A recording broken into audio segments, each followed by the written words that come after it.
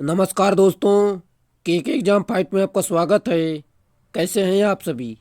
उम्मीद है आप सभी सही होंगे और आपकी यूपीपीसीएल टीजीटी की परीक्षा की तैयारी अच्छी चल रही होगी। दोस्तों, यूपीपीसीएल टीजीटी की परीक्षा को ध्यान में रखते हुए हमने इलेक्ट्रीशियन थ्योरी से कुछ महत्वपूर्ण प्रश्नों की सीरीज स्टार्ट की है, जो कि दोस्तों ये प्रश्न यूथ कंपटीशन के बुक से लिए गए हैं। ये आपकी परीक्षा में पूछे गए प्रश्न होंगे, जो कि विभिन्न एग्जामों में पूछे गए प्रश्न होंगे। ये आपकी परीक्षा के लिए अति महत्वपूर्ण साबित होंगे। चाहे आपका यूपीआर वीएनएल हो, चाहे यूपीपीसीएल टीजीटी हो, चाहे डीआरडीओ हो या एनएफएल हो, एनएफसी हो, एनपीसीआईएल, कोई भी टेक्निकल एग्ज़ाम हो, ये वहाँ अति महत्वपूर्ण साबित होंगे। दोस्तों, चलिए आपका ज़्यादा टाइम न लेते हुए इन प्रश्नों की शुरुआत करते हैं। हाँ दोस्तों, अगर आप चैनल पे नए हैं तो चैनल को सब्सक्राइब जरूर कर लें और अपने दोस्तों में अधिक से अधिक शेयर करें। चलिए शुरुआत करते हैं। विद्युत डिस्चार्ज लैंप में प्रकाश ऊर्जा का उत्पादन के कारण होता है। Right answer option number A, वाष्प या गैस के आयनीकरण। ये इसका सही उत्तर होगा।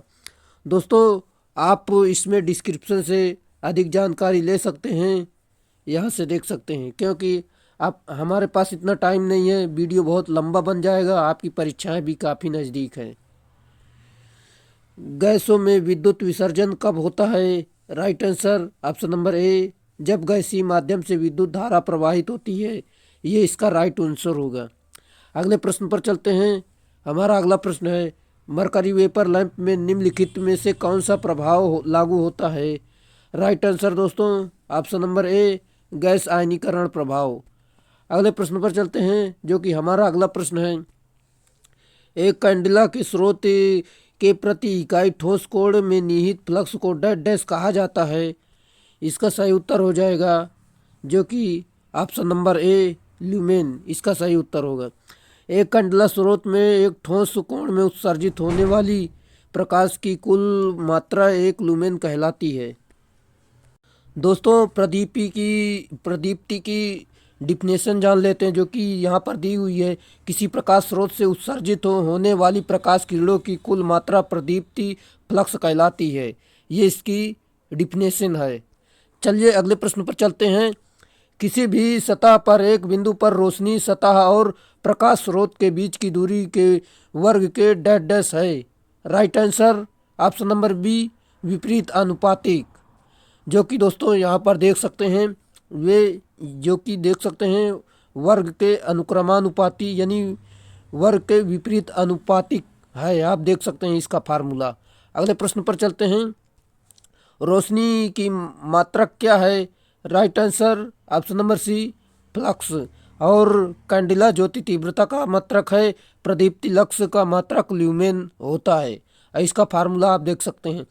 अगला प्रश्न है, निम्नलिखित में से कौन सा विकल्प प्रदीप्ति घनत्व के कोसाइन नियम को परिभाषित करता है? Right answer option number A, इसका सही उत्तर होगा। ई बराबर 1/d² cos थीटा। इसका सही उत्तर होगा, जो कि दोस्तों आई ज्योति तीव्रता और डी सतह से बिंदु के स्रोत की दूरी। इसका सही उत्तर इसका उत्तर है। यहाँ पर ऑप्शन नंबर ए इसका सही उत्तर है। अगले प्रश्न पर चलते हैं, जो कि हमारा अगला प्रश्न है। सभी समतलों में कैंडल शक्ति के औसत को डैश डैश के रूप में जाना जाता है। राइट आंसर औसत अर्ध गोलाकार कैंडल शक्ति। ये इसका सही उत्तर है।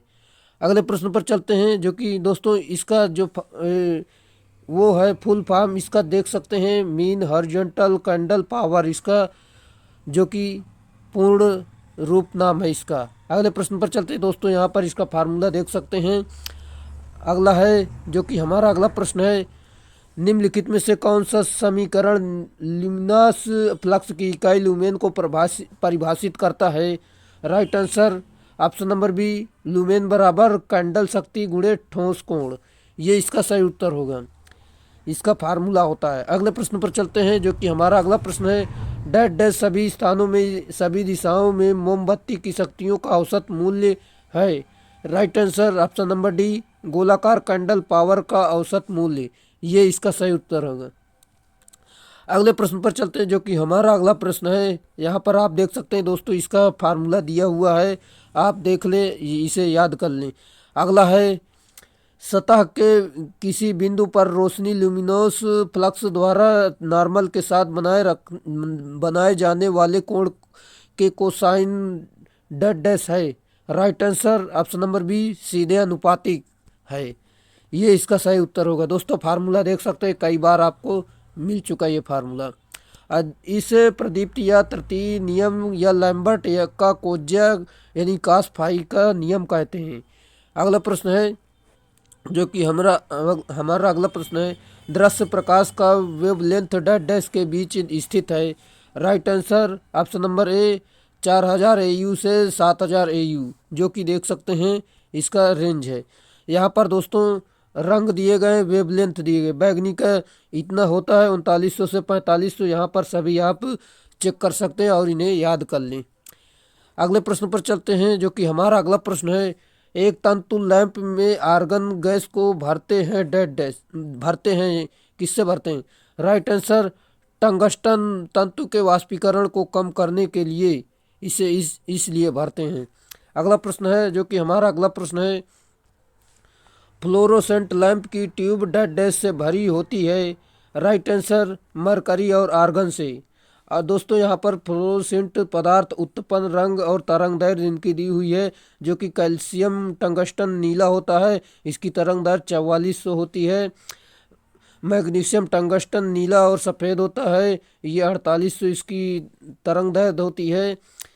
और जिंक सिलिकेट हरा होता है, इसकी वेवलेंथ 5250 होती है। कैल्शियम सिलिकेट इस पीला और सफ़ेद होता है, 5950 इसकी वेवलेंथ।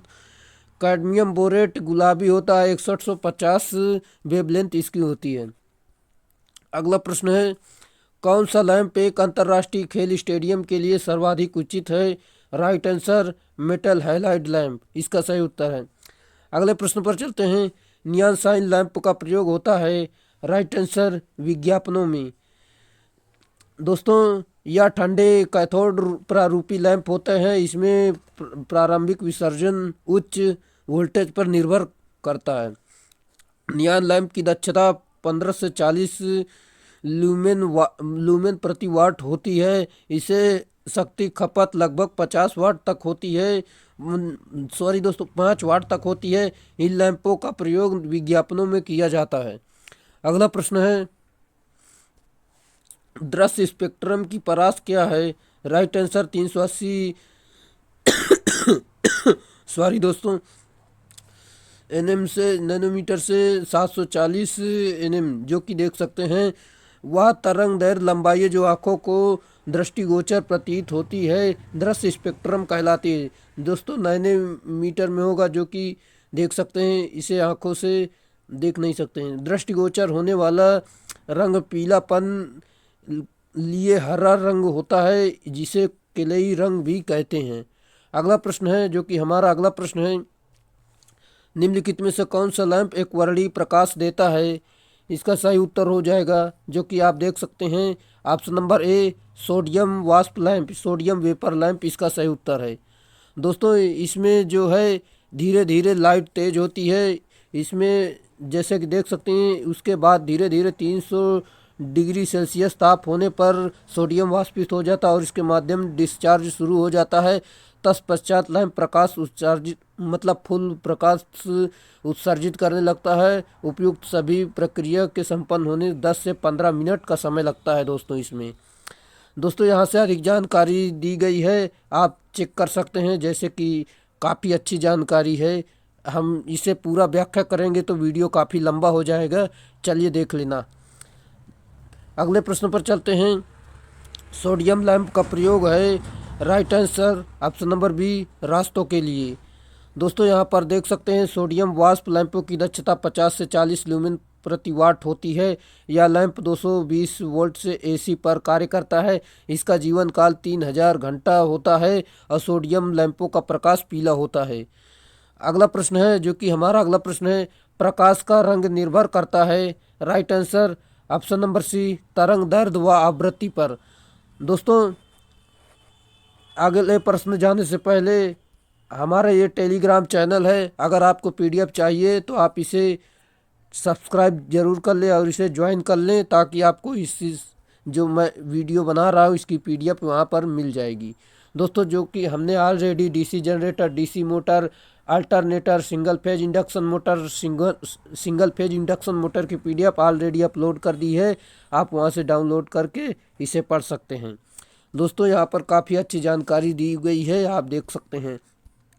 अगला प्रश्न है, ताप दीप्ति दीपों में फिलामेंटों में टंगस्टन का प्रयोग क्यों किया जाता है? Right answer option number A, tungsten का गलनांक उच्च है इसलिए। अगले प्रश्न पर चलते हैं। दोस्तों यहाँ पर दिया गया है, टंगस्टन का गलनांक तापमान 3400 डिग्री सेल्सियस होता है, जिसका कार्यकारी तापमान 2300 डिग्री होता है तथा यह 2100 डिग्री सेल्सियस पर वाष्पीकृत होने लगता है। ये इसके एक्स्ट्रा फैक्ट हैं। अगला है, स्टेरेडियन डेड डैश की इकाई है। Right answer option number B, ठोस कोण की। अगले प्रश्न पर चलते हैं, जो कि हमारा अगला प्रश्न है, साधारण पठन के लिए आवश्यक प्रदीप्ति स्तर करीब डेड डैश है। राइट आंसर दोस्तों ऑप्शन नंबर बी, 60 से 100 ल्यूमेन प्रति मीटर इसका सही उत्तर होगा। सजावटी श्रृंखला प्रकाश व्यवस्था के लिए 220 वोल्ट की सप्लाई के लिए 4 वोल्ट के कितने बल्ब जुड़ते हैं? दोस्तों इसे हमने हल किया है, यहाँ पर 220 नहीं 240 है, तभी इसमें आंसर आएगा आपका। आप इसे हल करेंगे तो 60 आ जाएगा। चलिए इसकी दिखा देते हैं कैसे हल इसमें दिया हुआ है। दोस्तों यहाँ पर देख सकते हैं, दोस्तों सप्लाई जो है 240 दी गई है और बल्ब की निर्धारित वोल्टेज इतनी दी गई है। इसमें हल किया गया आता है 4x बल्ब बराबर 240, इसे काट देंगे तो 60 आपका आ जाएगा। अगला प्रश्न है, लुमेन किसका मात्रक है? राइट आंसर ज्योति फ्लक्स का। एक लुमेन बराबर 0.0016 वाट होता है। अगले प्रश्न पर चलते हैं। उच्च दाब मरकरी वेपर लैंप निम्नलिखित में से डेड डैश का मुख्य इलेक्ट्रोड के रूप में प्रयोग करता है? Right answer tungsten. अगले प्रश्न पर चलते हैं, जो कि हमारा अगला प्रश्न है, निम्नलिखित में से लैंप का प्रचालन काल न्यूनतम होता है? Right answer fluorescent lamp. दोस्तों इसका जीवन काल देख लेते हैं। फ्लोरोसेंट लैंप का 1500 यानी 15,000 इकाई दहाई सैकड़ा हज़ार 15,000 घंटे होता है, जो कि मरकरी वेपर लैंप का 20,000 घंटे, सोडियम वेपर लैंप का 24,000 घंटे, एलईडी का 50 घंटे होता है, जो कि देख सकते हैं आप। अगले प्रश्न पर चलते हैं, जो कि हमारा अगला प्रश्न है, निम्न पृष्ठ से दूरी डी पर रखे प्रकाश स्रोत के कारण पृष्ठ सॉरी दोस्तों दीप्ति डेड डैश में परिवर्तन होती है। Right answer option number A, 1/d², इसका सही उत्तर होगा। दोस्तों यहाँ पर देख सकते हैं, इसकी एक्स्ट्रा फैक्ट जानकारी दी गई है। प्रदीप्ति फ्लक्स बराबर कैंडला में ल्यूमिनस तीव्रता अपान मीटर में दूरी स्क्वायर गुणे काश थीटा, इसका जो फार्मूला दिया गया है। अगला है, दीप्ति तीव्रता की इकाई कौन सी है? Right answer candela. शक्ति का इकाई वाट होता है, जो कि ल्यूमिनस फ्लक्स की इकाई ल्यूमेन होती है। प्रदीप्ति की इकाई लक्स होती है। अगले प्रश्न पर चलते हैं, जो कि हमारा अगला प्रश्न है, डेड डैश के स्रोत द्वारा उत्सर्जित दृश्य प्रकाश की कुल मात्रा की एक माप है? राइट आंसर लूमेन, इसका सही उत्तर होगा। अगले प्रश्न पर प्रकाशी तंतु किस परिघटना पर आधारित है? राइट आंसर पूर्ण आंतरिक परावर्तन, ये इसका सही उत्तर होगा। अगला प्रश्न है, फ्लोरोसेंट ट्यूब परिपथ में चौक को जुड़ा होता है? राइट आंसर लैंप के साथ सीरीज में। अगले प्रश्न पर चलते हैं। दोस्तों अगला प्रश्न है, प्रकाश की एक समान तीव्रता के लिए टंगस्टन बल्ब, CFL बल्ब और LED बल्ब में से कौन अधिक शक्ति खर्च करता है? Right answer option number B, tungsten. Tungsten lamp का प्रकाश 8 से 10 ल्यूमेन प्रति वाट होता है। टंगस्टन का ताप गुणांक +0.0051 होता है। अगले प्रश्न पर चलते हैं, जो कि हमारा अगला प्रश्न है, गैर निरावेश लैंप की पूरी तरह से जलने के कुछ समय निम्नांकित में से कौन सा लैंप पूरी तरह से जलने में तुलनात्मक रूप से ज़्यादा समय लेता है? Right answer sodium vapour lamp. दोस्तों यहाँ पर अधिक जानकारी ले सकते हैं आप खुद से, जो कि यहाँ पर सोडियम डिस्चार्ज लैंप इतना इतना इतना दिया गया है, सोडियम डिस्चार्ज लैंप दिया गया है, आप देख सकते हैं। अगला प्रश्न है, किसी लैंप परिपथ में प्रज्वलक का प्रयोग किया जाता है? राइट आंसर HPMV लैंप इसका सही उत्तर होगा। अगले प्रश्न पर चलते हैं, जो कि हमारा अगला प्रश्न है, बल्बों की एक श्रृंखला यानी सीरीज सेट में फ्लैशर का कार्य डैश डैश है? राइट आंसर बिना रोशनी के सर्किट को बनाना और तोड़ना, ये इसका सही उत्तर है। अगला है, जो कि निम्नतर शक्ति गुणक का कारण सामान्यतः डैश डैश नहीं है? राइट आंसर ताप दीप्ति द्वीप, इसका सही उत्तर होगा। दोस्तों यहाँ पर इसकी प्रेरण मोटर का शक्ति गुणक 0.6 से 0.8 पश्चिगामी, सीलिंग फैन का शक्ति गुणक 0.4 से 0.8 पश्चिगामी, प्रेरण भट्टी का शक्ति गुणक 0.6 से 0.8 पश्चिगामी, ताप दीप्ति लैंप का शक्ति गुणक 1 यूनिट होता है। अगले प्रश्न पर चलते हैं। दोस्तों आप अपने घर के लिए 1.5 टन एयर कंडीशनर खरीदने की योजना बना रहे हैं, जिसमें हर एक का वाट 1000 से अधिक है। एयर कंडीशनर लगाने के लिए कितने पावर सब सर्किट की ज़रूरत होती है? राइट आंसर दोस्तों ऑप्शन नंबर बी 2। अगले प्रश्न पर चलते हैं। दोस्तों यहाँ पर अधिक जानकारी ले सकते हैं, क्योंकि वीडियो लंबा काफ़ी हो रहा है और हमारी परीक्षाएं भी काफ़ी नज़दीक हैं, इसलिए हम जल्दी जल्दी पढ़ा रहे हैं ताकि आपका सिलेबस एक बार पूरा कंप्लीट हो जाए। चलिए दोस्तों अगला प्रश्न है, जो कि दोस्तों इसमें दिया गया है, निम्न उद्देश्यों के लिए आवश्यक उद्दीपन का लूमेन के संदर्भ में मिलान करें। दोस्तों लूमेन स्क्वायर इंटू मीटर के संदर्भ में इसका मिलान करना है। दोस्तों चलिए हम आपको इसमें दिखा देते हैं, जो कि यहाँ पर दिया गया है, इसमें मिलाते हैं। फ्रिक्शन वर्क इसका ऑप्शन नंबर 2 के मतलब बी के साथ मिला देंगे, और 2 है जो फाइन एग्रीवेशन, ये है ऑप्शन नंबर ई 200 से 500, और प्रूफ रीडिंग जो है ये 100 से 200 होता है। ऑडिटोरियम जो है ये होता है 20 से 40, और रेलवे प्लेटफार्म और कॉरिडोर जो कि देख सकते हैं 5 से 10 होता है। दोस्तों इसका जो मिलाएंगे तो ऑप्शन नंबर बी सही उत्तर होगा। आप यहाँ पर देख सकते हैं, यहाँ इधर उधर हो गया, आप खुद बढ़िया से मिलाकर इसे याद कर सकते हैं। अगला प्रश्न है, जो कि हमारा अगला प्रश्न दिया गया है। दोस्तों यहाँ पर और बता देता हूँ, फ्रिक्शन वर्क 500 से अधिक ल्यूमेन प्रति वर्ग मीटर, और फाइन एग्रीविंग 200 से 500 ल्यूमेन प्रति वर्ग मीटर, प्रूफ रीडिंग 100 से 200 ल्यूमेन प्रति वर्ग मीटर, ऑडिटोरियम 20 से 40 ल्यूमेन प्रति वर्ग मीटर, कॉरिडोर्स 5 से 10 ल्यूमेन प्रति वर्ग मीटर। अगला है, जो कि गैस डिस्चार्ज लैंप प्रकाश का उत्सर्जन किसके माध्यम से एक इलेक्ट्रिकल डिस्चार्ज भेज सकते हैं? इसका राइट आंसर है आयनीकृत गैस। अगले प्रश्न पर चलते हैं, जो कि हमारा अगला प्रश्न है। दोस्तों यहाँ पर देख सकते हैं, गैसीय विसर्जन लैंप एक कांच की ट्यूब का बना होता है, जिसमें कोई अक्रिय गैस जैसे आर्गन इत्यादि भरी होती है। अगला प्रश्न है। दोस्तों यहाँ पर अगला प्रश्न दिया गया, किसी सजावटी श्रृंखला यानी सीरीज वाली प्रकाश व्यवस्था के लिए 6 वोल्ट वाले कितने बल्ब को 240 वोल्ट आपूर्ति से जोड़ा जा सकता है? राइट आंसर दोस्तों आप इस सूत्र पर रख देंगे, आसानी से आपका हल हो जाएगा। आपका जो उत्तर आएगा ऑप्शन नंबर बी सही उत्तर है 40। अगला है, घनाकार कोण की एसआई इकाई डैश डैश है? Right answer option number A steradian, इसका सही उत्तर होगा। दोस्तों यहाँ से अधिक जानकारी आप देख सकते हैं। अगले प्रश्न पर चलते हैं, जो कि दोस्तों हमारा अगला प्रश्न है।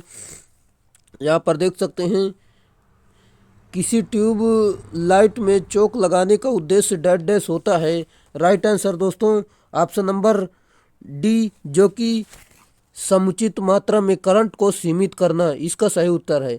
अगले प्रश्न पर चलते हैं दोस्तों। यहाँ पर अधिक जानकारी ले सकते हैं। हमारा अगला प्रश्न है, प्रदीप्ति की इकाई क्या है?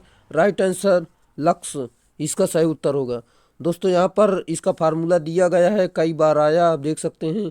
ई बराबर प्रदीप लक्स, एफ बराबर फ्लक्स, जो कि देख सकते हैं कई बार आ चुका है। स्विच ड्रम का उपयोग डेड डैश में किया जाता है। राइट आंसर सजावटी प्रकाश व्यवस्था में। यहाँ पर देख सकते हैं इसका फिगर बना हुआ है, आप यहाँ समझ सकते हैं। अगले प्रश्न पर चलते हैं। किसी विद्युत बल्ब का फिलामेंट डेड डैश होता है। राइट आंसर टंगस्टन का बना होता है।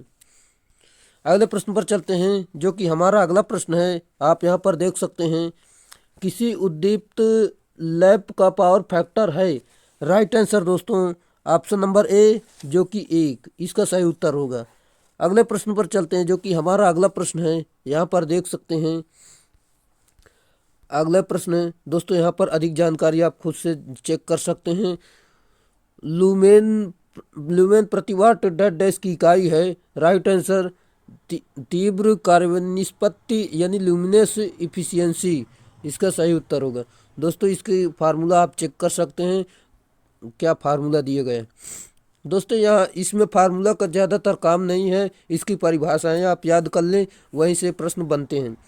गैस से भरे टंगस्टन फिलामेंट लैंप का कार्यकारी तापमान डेड डैश होता है। Right answer option number B 2200 degree Celsius. यहाँ पर कार्बन फिलामेंट लैंप में कार्बन का गलनांक 3500 डिग्री सेल्सियस तक होता है, लेकिन इसका मितव्ययी कार्यकारी तापमान 2000 डिग्री सेल्सियस तक होता है। 1800 डिग्री सेल्सियस के पश्चात कार्बन वाष्प बनकर लैंप को काला कर देती है। अगले प्रश्न पर चलते हैं। फ्लैशर बल्ब का प्रयोग डेड डैश में किया जाता है। राइट आंसर सजावटी प्रकाश व्यवस्था में। घरों तथा कारखानों आदि की प्रकाश व्यवस्था समांतर क्रम में होती है, जबकि सजावटी में प्रयोग होने वाले झालर के बल्ब सीरीज यानी श्रेणी क्रम में संयोजित होते हैं। अगले प्रश्न पर चलते हैं, जो कि हमारा अगला प्रश्न है। प्रत्यक्ष प्रकाश व्यवस्था में किसी वस्तु पर कितनी रोशनी पड़ती है? Right answer 90%। दोस्तों ये इसकी जानकारी है, यहाँ पर आप देख सकते हैं। दोस्तों आज के लिए इतने ही प्रश्न लिए गए हैं, जो कि इसमें प्रदीप्ति से रिलेटेड होंगे। दोस्तों हमारे और भी टॉपिक पढ़ने के लिए आप हमारे चैनल को सब्सक्राइब कर सकते हैं, और अगर वीडियो अच्छा लगता है तो आप लाइक ज़रूर करें और अपने दोस्तों में अधिक से अधिक इसे शेयर करें। अगर आप चैनल पर नए हैं तो चैनल को सब्सक्राइब ज़रूर कर लेना। चलिए दोस्तों आज के लिए इतना ही, फिर मिलेंगे नेक्स्ट वीडियो में, तब तक के लिए बाय।